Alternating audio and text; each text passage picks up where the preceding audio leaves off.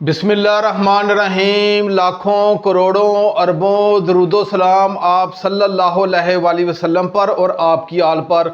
अल्लाह ताला आपको खुश रखे। मैं हूं तारिक जावेद, आप देख रहे हैं दादा तारिक रेसिपी। आज जो रेसिपी आपके साथ शेयर करने लगा हूं वो बहुत मज़ेदार कद्दू और चिकन का सालन हम बनाएंगे और आसान तरीके से बनाएंगे कि इसे बच्चे भी आसानी के साथ बना सकेंगे। बहुत आसान और मज़ेदार रेसिपी आज की होने जा रही है। आप मेरी वीडियो को फुल वॉच कीजिएगा। आएँ अपनी रेसिपी की तरफ चलते हैं जी। इस रेसिपी के लिए जो मुझे चीज़ें चाहिए, मैंने आधा किलो चिकन का गोश्त लिया। इसे अच्छे तरीके से धो के मैंने साफ़ करके रख लिया है। मैंने 2 अदद ये मीडियम साइज़ के ये प्याज हैं, ये लिए हैं।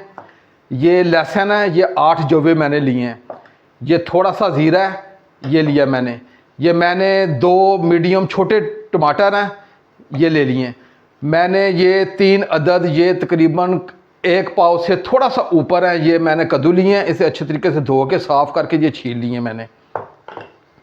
ये हरा धनिया और ये थोड़ा सा 3-4 मिर्चें ली हैं जी। अब इसमें जो खड़े मसाले जाएंगे, ये 4 अदद ये लौंग है, 1 दालचीनी का ये छोटा सा टुकड़ा है, 1 बड़ी इलायची है और मैंने ½ टी स्पून मैंने नमक लिया। आप अपने जायके के हिसाब से कम ज़्यादा कर सकते हैं। ½ टी स्पून मैंने ये सुरख मिर्च ली है और ½ टी स्पून से कम ये थोड़ी सी हल्दी ली है। भाई ये सादे मसाले जाएंगे और आज की रेसिपी इंशाल्लाह बच्चे भी बनाएंगे।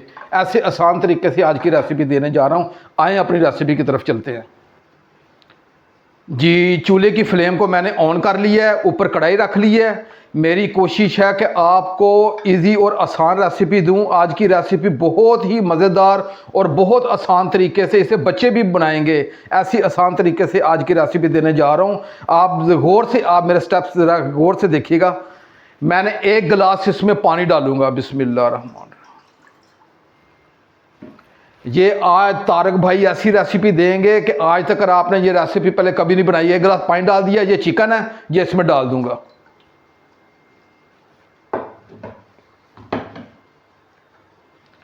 ये प्याज, ये भी साथ चले जाएंगे। ये लहसुन, ये भी साथ जाएगा। ये टमाटर, ये भी साथ डाल देंगे। ये खड़े मसाले के साथ नमक, मिर्च और हल्दी है, ये भी साथ हमने डाल देनी है। ये लें जी, आज की ऐसी ज़बरदस्त और आसान रेसिपी है और इतनी मज़ेदार और टेस्टी बनेगी। आप एक मरतबा ये ज़रूर बना के घर में बताइएगा कि ये कैसी बनी है। ये लें जी, इसे हम अच्छे तरीके से मिक्स कर देंगे जी। मैंने इन तमाम चीज़ों को अच्छे तरीके से मिक्स कर दिया है। आँच मैंने मीडियम रखी है। अब इसे मैं 15 मिनट ढाँप के रखूँगा। ये इसे 15 मिनट के बाद हम मिलते हैं जी। मुझे 10 मिनट हो गए हैं। अब इसका ढक्कन उठा के हम चेक करते हैं। ये देखें जी, ज़बरदस्त किस्म का ये टमाटर, प्याज, लहसुन सारे हर चीज़ एक जान हो गए हैं और ये बहुत ही आसान रेसिपी आज आपसे शेयर करने लगा हूँ और बहुत मज़ेदार रेसिपी है। अब मैंने ज़ीरा इसमें डाल दूँगा जी। बिस्मिल्लाहिर्रहमानिर्रहीम।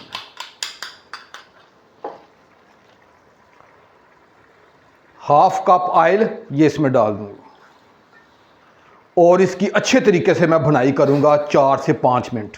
4 से 5 मिनट इसे अच्छे तरीके से इसे भुनाई कर ली है। और अब मैं ये कद्दू लिए हैं।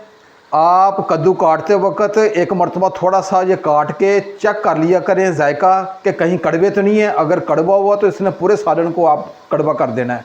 ये एक ख़ास बात थी जो आपको शेयर करूँगा। अब ये डाल के इसे 2 से 3 मिनट मैं फ्राई करूँगा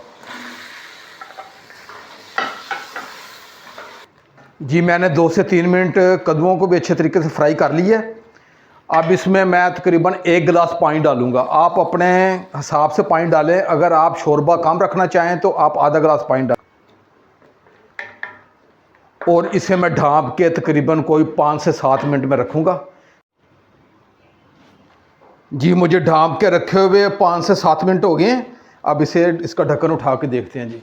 ये नहीं जी, हमारे बेहतरीन किस्म के चिकन और कद्दू का सालन तैयार हो गया। बहुत मज़ेदार और आसान रेसिपी आज शेयर की है। अगर मेरा चैनल आपने सब्सक्राइब नहीं किया तो चैनल को सब्सक्राइब कर लें, ये आपकी तरफ से हौसला अफजाई होती है।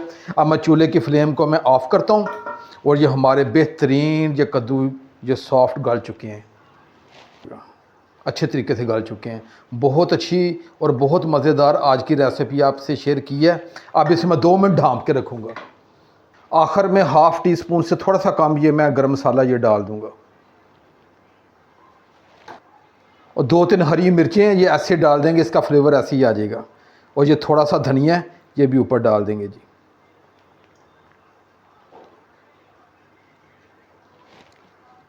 یہ لیں جی، آج کی ہماری ریسیپی مکمل ہو گئی ہے، اور یہ ضرور آپ گھر میں ٹرائی کیجیے گا، بہت آسان اور بہت مزیدار آج کی ریسیپی تھی۔ اب اپنے بھائی طارق کو اجازت دیں، انشاءاللہ میں ایک نئی ریسیپی کے ساتھ حاضر ہوں گا۔ اپنا بہت خیال رکھیے گا، اللہ حافظ۔